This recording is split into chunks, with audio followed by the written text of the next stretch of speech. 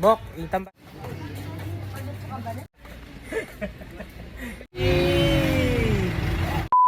So, okay guys, ito another day, another vlog na naman tayo and boogs yun. Tinransition na ni Bok at kami ay pumunta ng palengke mga guys. So, yan.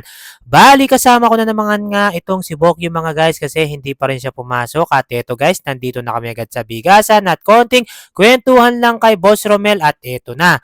Yan, kinarga na agad ni pare ko mga guys. So, thank you sa iyo pare ko. So, after nun mga guys, dito naman tayo sa mga itlog. At eto nga si pare ko yung mabilisan din kinarga dito sa aming tricycle mga guys. So, yan.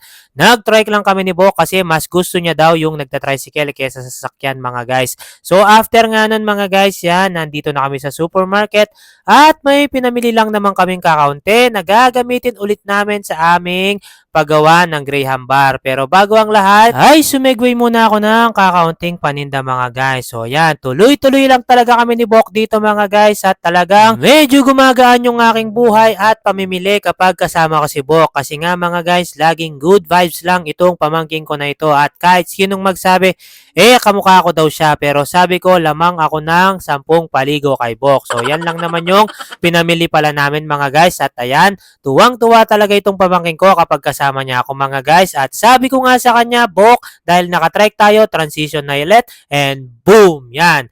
Nandito na kami agad sa bahay. So sabi ko sa kanya mga guys, i-discarga ko na itong aking mga pinamili at ako ay videohan mo mga Bok at akin ang pagtsatsagaan itong mga shot mo. Halos yung mga shot niya dito mga guys yan.